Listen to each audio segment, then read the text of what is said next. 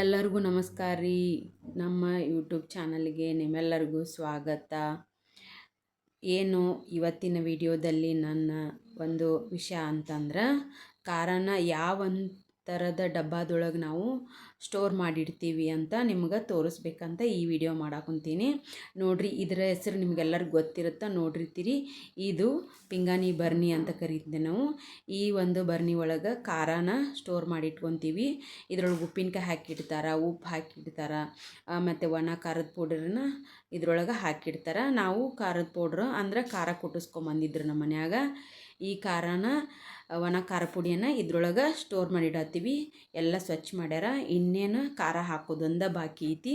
ನೋಡಿರಿ, ನಮ್ಮದು ಒಣ ಖಾರ ಪುಡಿ ಅಂದ್ರೆ ಖಾರ ಜಾಸ್ತಿ ಇರಬೇಕು, ಕಲರು ಜಾಸ್ತಿ ಇರಬೇಕಂತಂದು ನಮ್ಮ ಮನ್ಯಾಗ ಏನು ಒಂದು ಕುಟ್ಟಿಸ್ಕೊಂಬಂದಾರಪ್ಪ ಅಂದ್ರೆ ಬ್ಯಾಡಗಿ ಮೆಣಸಿನ್ಕಾಯಿ ಮತ್ತು ಗುಂಟೂರು ಮೆಣಸಿನ್ಕಾಯಿನ ಸೇರಿಸಿ ಖಾರಕ್ಕೆ ಉಪ್ಪು, ಚಕ್ಕೆ, ಏಲಕ್ಕಿ, ಲವಂಗ, ಕರಿಮೆಣಸಿನ್ಕಾಯಿ ಹಾಕಿ ಕುಟ್ಟಿಸ್ಕೊಂಡು ಬಂದಾರ. ಒಳ್ಳೆ ಎಣ್ಣೆ ಹಾಕಿ ಕುಟ್ಟಿಸ್ಕೊಂಬಂದಾರ.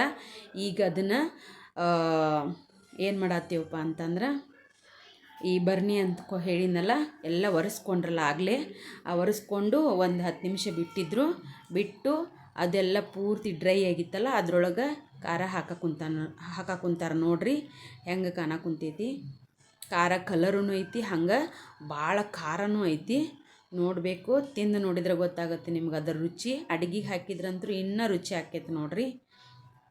ಈ ಥರ ನಾವು ಬರ್ನಿ ಒಳಗೆ ಖಾರನ ಸ್ಟೋರ್ ಮಾಡಿಡೋದ್ರಿಂದ ಖಾರ ಏನಾಗಲ್ಲ ಅಂದ್ರೆ ಹಾಳಾಗೋದಿಲ್ಲ, ಆಮೇಲೆ ಟೇಸ್ಟ್ ಕಡಿಮೆ ಆಗೋದಿಲ್ಲ, ಮತ್ತು ಅದ್ರದ್ದು ಒಂಥರ ಖಾರದ ಫ್ಲೇವರ್ ಅಂತೀವಲ್ಲ, ಘಮ ಘಮ, ಖಾರ ಖಾರ, ಘಾಟ ಇದೆಲ್ಲ ಹಂಗೆ ಇರ್ತೈತಿ.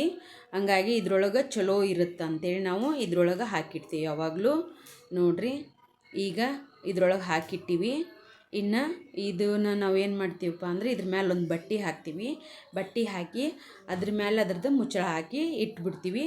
ಇನ್ನು ದಿನ ಯೂಸ್ ಮಾಡೋಕ್ಕೆ ಉಳ್ದಿದ್ದ ಖಾರನ ಒಂದು ಪ್ಲಾಸ್ಟಿಕ್ ಡಬ್ಬದೊಳಗೆ ಹಾಕಿಟ್ಕೊಳಕ್ಕುಂತೀವಿ. ಇದು ದಿನ ಯೂಸ್ ಮಾಡೋಕ್ಕೆ ನಮಗೆ ಬೇಕಲ್ಲ, ದೊಡ್ಡದು ಬರ್ನಿ ಆಗುತ್ತಲ್ಲ, ಅದನ್ನು ತೊಗೊಂಡು ಅದ್ರಾಗ ಹಾಕೋದು ತೆಗೆಯೋದು ಮಾಡ್ಕೊಳ್ಳೋ ಬದಲಿ ಒಂದು ಅರ್ಧ kg ಅಷ್ಟು ಖಾರನ ನಾವು ಏನು ಮಾಡ್ಕೊತೀವಿ, ಪ್ಲಾಸ್ಟಿಕ್ ಡಬ್ಬದಾಗ ಹಾಕಿ ಸ್ಟೋರ್ ಮಾಡಿ ಇಟ್ಕೊಳಕ್ಕುಂತೀವಿ. ನೋಡಿರಿ, ಒಣ ಖಾರದ ಪೌಡ್ರನ್ನ ನಾವು ಈ ರೀತಿ ಸ್ಟೋರ್ ಮಾಡಿ ಇಟ್ಕೊಂಡ್ವಿ ಅಂದರೆ ವರ್ಷಾನುಗಟ್ಲೆ 6 ತಿಂಗಳಗಟ್ಟಲೆ ನಾವು ಏನು ಮಾಡ್ಬೋದು, ಚಲೋ ಇಟ್ಕೊಂಡು ಯೂಸ್ ಮಾಡ್ಕೋಬೋದು. ಎಲ್ಲರಿಗೂ ಥ್ಯಾಂಕ್ ಯು.